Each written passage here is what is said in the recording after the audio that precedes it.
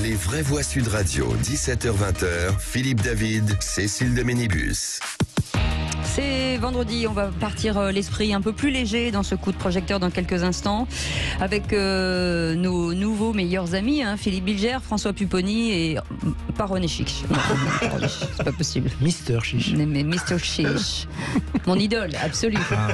Allez, tout de suite. Je crois que c'était moi aussi. Je suis votre idole? Ouais. Ah ouais. Oui, madame. Ah ouais. Je vous ferai une dédicace. Philippe Bilger, flattez-moi. Monseigneur est beau. J'ai tout dit ces dernières semaines. Monseigneur est intelligent, c'est pas une flatterie, c'est vrai. Allez, le coup de projecteur. Les vraies voix Sud Radio, le coup de projecteur des vraies voix. Et aujourd'hui, nous célébrons les 40 ans de la disparition de notre cher acteur Louis de Funès, Philippe. Oui, absolument, Cécile. Louis de Funès, oui, inoubliable. Absolument, Cécile. Louis de Funès, inoubliable, l'homme qu'on a surnommé l'acteur, l'homme aux 40 visages. Louis de Funès qui fait encore rire toutes les générations, oui. Y compris les enfants qui ont 7 ou 8 ans aujourd'hui et qui voient Rabbi Jacob ou La Folie des Grandeurs et sont pliés de rire et qui sont nés plus de 30 ans après la mort de Louis de Funès. Louis de Funès, faut-il le rappeler, était une star mondiale. Oui, c'est vrai. Ouais. Donc la question du jour, est-ce qu'il y a une relève dans le cinéma comique français depuis Louis de Funès? Vous dites non à 91%. Venez nous en parler, 0826 300 300, et on va en parler avec notre invité, puisqu'il y a un musée. Absolument, nous sommes en compagnie de Nora Ferreira, directrice du musée Louis de Funès à Saint-Raphaël. Bonsoir Nora Ferreira. Bonsoir. Louis de Funès, 40 ans après sa mort, il est totalement up to date, on va dire, je sais pas comment on dit, c'est encore une vedette, il est encore à la mode. Est-ce que pour vous, il sera encore à la mode dans 40 ans? Oui, absolument, c'est la définition du génie même, c'est-à-dire qu'à partir du moment où on traverse plusieurs générations et qu'on est toujours là, effectivement, c'est la force du génie et c'est ce qui le caractérise comme beaucoup d'autres génies. Alors, il a quand même été lynché au début de sa carrière, quand même. Il y a beaucoup de gens qui l'ont détesté. Philippe Bilger. Il a commencé à avoir du succès très tard. Très tard, ce qui est quand même assez dingue. Est-ce que je suis très curieux d'obtenir l'avis de Madame la directrice. C'est un homme dont on a beaucoup aimé les films parce qu'il renvoyait à une époque où la France était heureuse, où le bonheur avait du sens, où elle semblait plus tranquille. Vous pensez réellement que dans 40 ans, quel que soit l'état de notre pays, il aura toujours autant de succès ? Alors, il y a plusieurs questions dans ce que vous venez de dire. Philippe Bilger est un esprit complexe. Non, mais maintenant, vous ne comprenez plus rien parce qu'il est intervenu. Non, mais on va faire les choses dans l'ordre. À l'époque, la comédie était considérée comme un art mineur. Et donc, on n'avait pas de reconnaissance véritablement de la comédie, de l'humour. Donc, on est passé à autre chose aujourd'hui, grâce par exemple à Danny Boone et d'autres comédiens, bien évidemment. Enfin, encore au César, il n'y a pas beaucoup de comédie, et c'est pas non plus la fête. Oui, mais aujourd'hui, en tout cas, tous ceux qui critiquaient Louis de Funès à l'époque, notamment certains magazines, ne le font plus aujourd'hui, et bien au contraire, c'est la une de leur couverture. Ce qui se passe, c'est qu'en fait, Louis de Funès a incarné des personnages, il a endossé des rôles de tout-puissant qu'il s'est amusé à ridiculiser. Et ça, c'est assez universel finalement pour une critique sociale, politique. Et donc, ça demeurera toujours sur les dernières présidentielles. On avait encore Louis de Funès, que certains magazines ont utilisé aussi, parce qu'il y a l'incarnation du pouvoir. Et ça, si on est toujours obligé de voter dans 50 ans, 60 ans, 70 ans, c'est comme Molière. On a des personnages de Molière qui sont toujours valables aujourd'hui. Donc, et c'est exactement ce qu'a fait Louis de Funès aussi, endosser des rôles de tout-puissants, qu'on tourne au ridicule, que les enfants ont bien compris ce côté ridicule, mais en réalité, on a bien compris que le personnage, Louis de Funès, l'acteur et l'homme, est un profond humaniste en fait. François Pupponi, vous n'avez pas l'impression qu'on est beaucoup plus susceptible aujourd'hui avec l'humour? C'est-à-dire que quand on l'entend, Louis de Funès, on le voit dans un grand restaurant déguisé en Hitler, ou quand il dit les pauvres c'est pour être très, très pauvres et les riches très riches, on en rigolait. Aujourd'hui, ça fait moins rire les gens. De lui, ça fait rire, mais de quelqu'un d'autre, c'est moins drôle. Le problème, c'est que Philippe Bilger le disait, c'était une France de l'après-guerre, des Trente Glorieuses, où on pouvait se permettre de dire des choses. Bon. Il y avait aussi la libération de la femme, etc. Mais il a abordé des sujets, je répète, dans le bataillage sur Rabbi Jacob. Aujourd'hui, je pense que c'est un film qu'on ne serait plus capable de faire. Bon, ce qui est terrible, parce que, en fait, on pense qu'on a évolué dans le bon sens, et en fait, on ne peut plus dire certaines choses. Et ce qu'il faisait à l'époque, je pense qu'on ne peut plus le faire aujourd'hui. On voit bien que les humoristes, moi je connais David Boom par exemple, il se permet de faire rire, mais n'aborde plus certains sujets. Donc on est devenu de plus en plus intolérant. On rit de sa propre communauté, en fait. On rit de sa propre communauté, et encore, voilà, on peut, mais si c'est quelqu'un d'autre qui se moque d'une autre communauté, c'est quasiment impossible. Et donc, effectivement, Louis de Funès se permettait cela, et ça correspondait à une époque. Alors aujourd'hui, quand on regarde, moi des fois, je revois les films, mais très surpris de ce qu'on pouvait dire à l'époque. Voilà. Et on se dit, mais c'était peut-être un peu mieux parce qu'il y avait plus de tolérance, ce qui n'est plus le cas aujourd'hui. Nora Ferreira. Ce qu'il y a surtout, c'est qu'en fait, on sort de 2 guerres, d'une occupation, qu'il y a eu des restrictions alimentaires et que les Français avaient envie de s'amuser après ces traumatismes. Ils ont connu la faim, donc effectivement, Louis de Funès incarne les 30 Glorieuses, cette seconde partie du XXe siècle où il y a la démocratisation de la télévision, de la voiture, une France qui s'amuse, mai 69. Donc effectivement, je pense que les phrases, les citations de Louis de Funès, si on peut les appeler ainsi, si quelqu'un d'autre, mis à part lui, les utiliserait, je pense qu'en fait, on pourrait tout à fait en rire parce qu'on comprend tout de suite le Mabiche, c'est forcément Louis de Funès. Les pauvres, c'est fait pour être très pauvres et les riches, très riches. On sait très bien que c'est une référence à Louis de Funès. Donc, je pense aujourd'hui qu'on peut tout à fait en parler. Maintenant, les aventures de Rabbi Jacob, c'est difficile dans le contexte actuel de dire. Ça a été très compliqué au moment de sa sortie, les aventures de Rabbi Jacob. La sortie a été décalée. La fronde contre ce film, René Chiche. Alors, pour répondre à la question, est-ce qu'il y a une relève à Louis de Funès ? Non, il n'y a pas de relève, parce que d'abord, il est unique. Il fait partie des acteurs un peu iconiques de cette génération, Fernandel, Bourvil, de Funès-Gabin. Donc, il n'y a pas de relève. Donnez-moi un acteur très drôle. Non, alors justement, j'allais en parler. Il y a des acteurs aujourd'hui qui sont un petit peu dans la lignée, entre guillemets, de Funès. Je pense par exemple à quelqu'un... il est un peu plus âgé maintenant, mais c'est par exemple Christian Clavier, était un peu dans l'esprit de Funès. Il y a aussi un autre acteur qu'on voit un peu moins, mais qui est un peu un zébulon comme de Funès, et qui à chaque fois dans les films comiques qu'il a fait a bien marqué son empreinte, c'est Jamel Debbouze. Au niveau même du physique, du physique, de la façon de se comporter, il y a un côté un peu de Funès. Danny Boone, c'est pas vraiment la même chose. Danny Boone, en plus, c'est un auteur-réalisateur, donc c'est une autre forme de comique. Donc c'est ça. Il y a aussi Cadmerade, qui est un peu dans l'esprit. Mais sinon, effectivement, personne ne va remplacer de Funès. Par contre, j'avais une question à poser à Madame la directrice, si je peux me permettre. Non. Madame la directrice. Bonjour, Madame la directrice. Voilà. Il vous flatte. Voilà. Non, d'abord, j'adore de Funès. J'adore de Funès. Je vous le dis tout de suite. J'avais une question à vous poser parce que on en parlait durant la pause. De Funès, c'est un génie comique pour moi, mais je le disais, et mes camarades le pensaient aussi, qu'il a toujours été cantonné dans le même univers comique. Je veux dire, de Funès, il a quand même ses tics, sa façon de jouer, etc. Alors, je voulais vous poser une question. Est-ce que vous savez, parce que par exemple, ça a été le cas de Bourvil, ou même Fernandel, je pense pas, mais Bourvil, oui.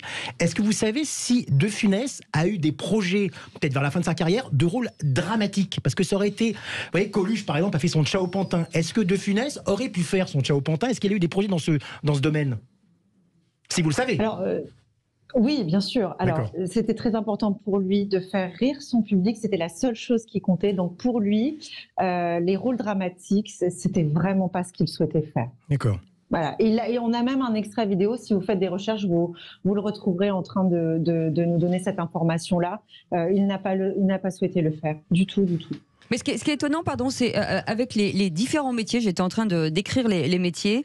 Dans ces films, il a été gendarme, donc il avait un grade. Il a été chef d'orchestre, il était odieux. Il a été grand chef dans le grand restaurant. Chef d'entreprise industriel.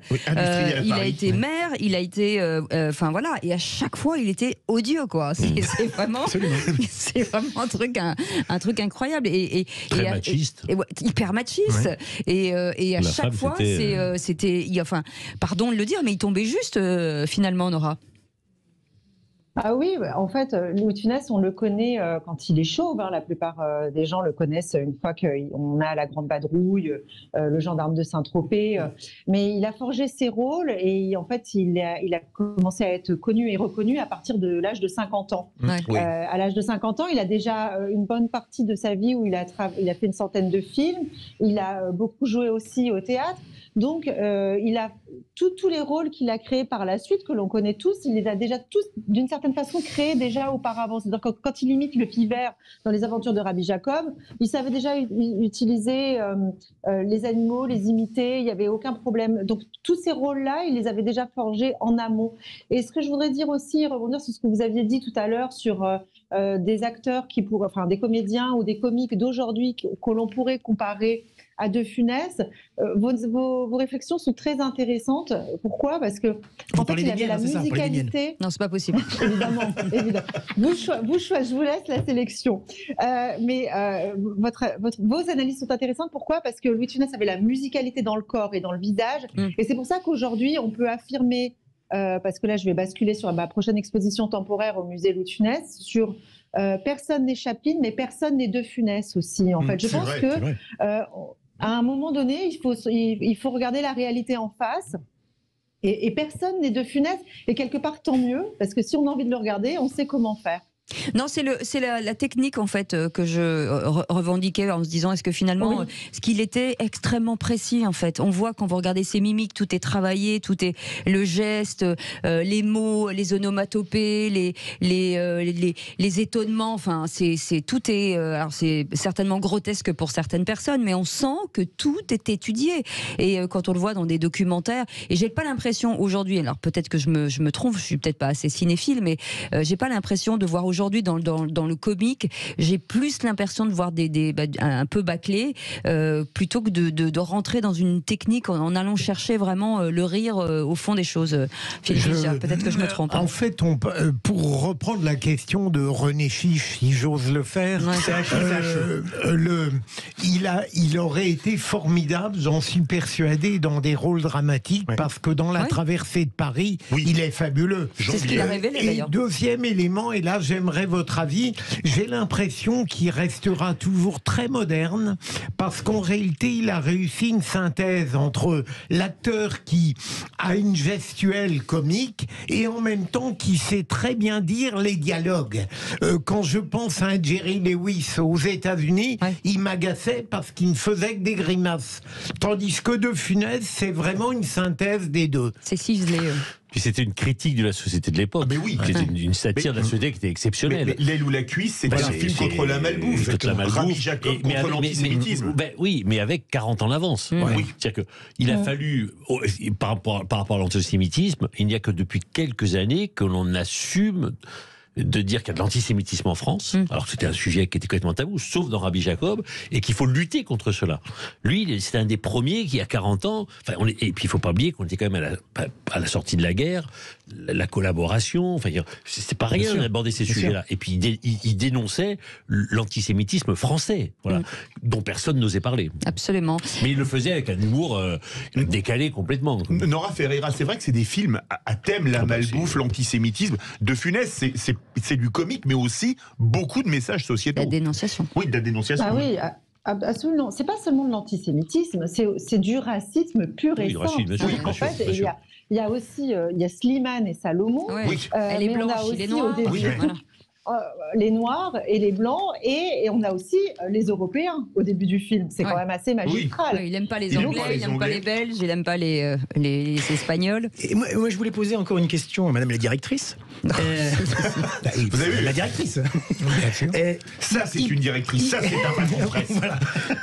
Il paraît que, comme beaucoup de comiques, Louis de Funès, dans le privé, mais je ne sais pas si vous le savez, mais je pense que vous devez le savoir, était quelqu'un quand même d'assez un peu triste, un peu anxieux, un peu inquiet. Est-ce que vous pouvez me le confirmer ou pas, ça ?